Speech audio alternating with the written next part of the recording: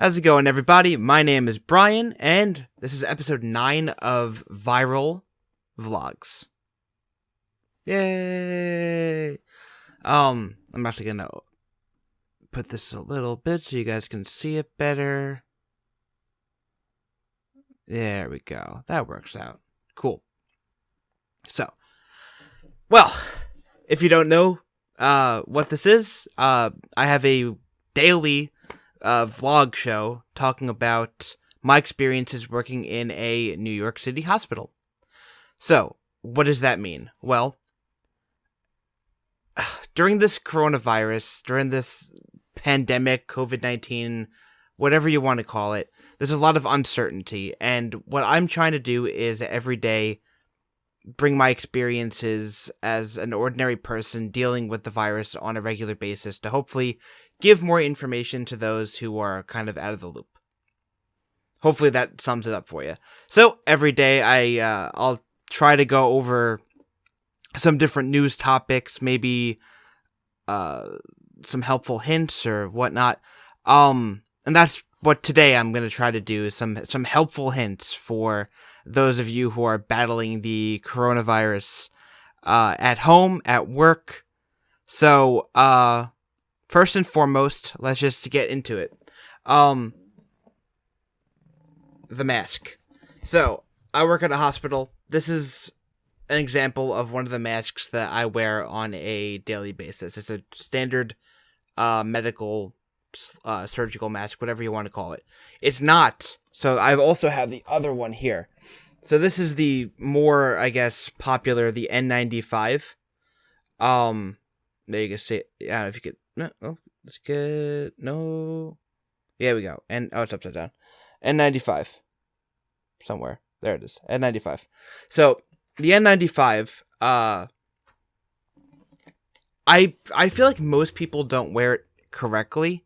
And same with the more standard surgical mask. So, because most people don't have access to the N95s, I'm going to be sticking to a trick I learned for the surgical mask. So, if you're like me and you wear glasses, you put it on, and then you breathe out, and your glasses immediately. You see that? All that fog immediately. So, what I learned is that the main thing you want to do is just, so there's a metal piece. There's a little metal piece. I don't even know if you guys can hear me under that. So, there's a little metal piece in the bridge right here. And you can actually bend that to fit your face. So, essentially, if your glasses are fogging up, that means you don't have a tight enough seal. It's something that I've dealt with pretty much every day, because every day I go into work, I go into the hospital, and I have the mask from the day before. This is, I throw it out, just, one of these, and I pick up a new mask. And so, when I pick up the new mask, it has not yet, like, formed to my face. So, it always fogs up. So, I feel like in the beginning of the day, I'm constantly just adjusting it and trying to get the seal better. So what I've learned is that if you bend this metal piece pretty much as tight as it can go up to your face, and you really just apply that pressure and push it into your nose. See? No fog.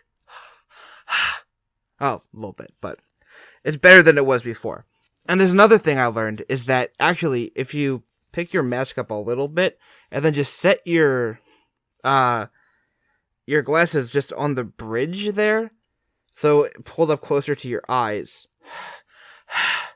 that doesn't fog your glasses up either. So, a couple little tricks that I learned. Tried to pull my earbuds out with the mask. So, other things. At work, I am constantly washing and sanitizing my hands. As you should be too. Always wash and sanitize, kids and adults. I shouldn't have to say that, but people are dumb. I still see people not wearing masks when they go into the city, and it kills me inside. Like, kills me. And wear your masks. Come on. Like, do people not want this to end? So anyway, I'm off topic. So, I don't know if you can... Which hand is it? Hold on. Alright, so it's this hand. I don't know if you can see it or not. I'm going to try to get it in the camera. See that redness right there? It's kind of hard to see, but... moving it away. So, like, all up in here is, like, irritation. It's red. That's from just the constant washing of your hands and the constant sanitizing. So when I was working my last job, I was washing my hands constantly at work, and the same thing happened. Then when I was let go from that job, I was home for a long period of time, about a month or so before I started the new job. And because I wasn't washing my hands as much, like I was, still washing my hands, but just not as frequently because I was in my own home and I wasn't touching foreign objects all the time. It went away. Now that I've started back up at the job again, it came back. Both hands right around my, like the tops of the hands. The bottoms, not so much. But, so, these are two things that I've found that work pretty well for that. One of them is just a standard moisturizing like cream. This one's like Walgreens brand, but I use this more frequently, just as like a daily, well, like multi-daily, but I use it a couple times a day just to kind of give my hands a break because they're constantly just getting assaulted, essentially. The other one is Aquaphor. I don't even know if you can see that because it's bright. Aquaphor. So, typically, I use this when I get a new tattoo. But, also fantastic for that irritation. So, I'd recommend using like a standard moisturizer, like, a couple times a day. And then using this when it gets super irritated. Because this is also greasy. And, like, you really can't, like, moisturize. I don't think it's not like a moisture. What is it? It's a healing ointment. So, like, you really can't use too much of this. Otherwise, your hands are just gonna, like, get super greasy and that weird feeling. But, like, putting this directly onto, like, affected areas, that's your best bet. So, as I ding my, my Yeti thermos, that's another thing I should talk about. It's not really a hint so much, but the Yeti thermos is a godsend. Whatever brand. I just happen to have the Yeti one, but I'm sure there's other fantastic, like thermos brands that keep hot and cold. Yeah, just like, when I want coffee, when I want water, it keeps it the temperature where it's supposed to be, which is great. And obviously, you want to stay hydrated, and that's like the best bet. I'm constantly drinking water. Like even right now, I've got this giant bottle of Poland Spring that I picked up the other day. Gotta stay hydrated. Super important. Not really a tip, but stay hydrated. Stay hydrated. All right. So that about does it for the little tips that I found these past couple weeks working. A full shift at a hospital and dealing with the coronavirus. So, let's talk about the Not So Flat Curve. Not So Flat Curve. It's got its own theme song now because I've been doing this forever. So, it went down again. So, the coronavirus cases in New York. So, every episode, or pretty much every episode, I try to take a look at this graph, talk about the daily coronavirus cases that occurred in New York, where I am. So, we hit a spike, like, last week or so. 10,000 cases. 10,000 and a half cases. So, pretty big spike. It has since gone down. This is, I think, the third day in a row, which is great. That's so good. like to see those cases dropping every day.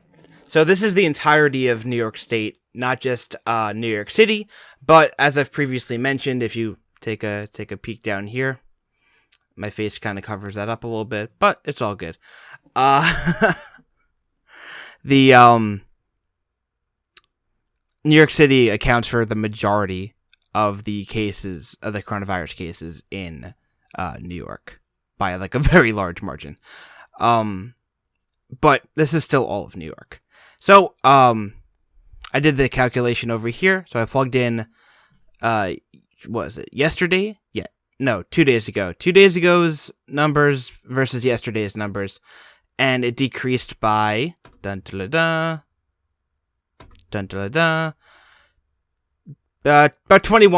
So a 21% drop. So, again, fantastic. I like seeing those numbers drop.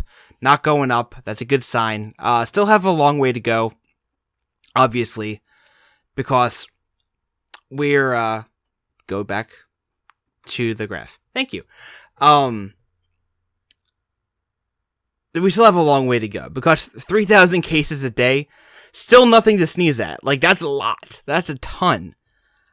But, a lot better than 10,000 and a half cases.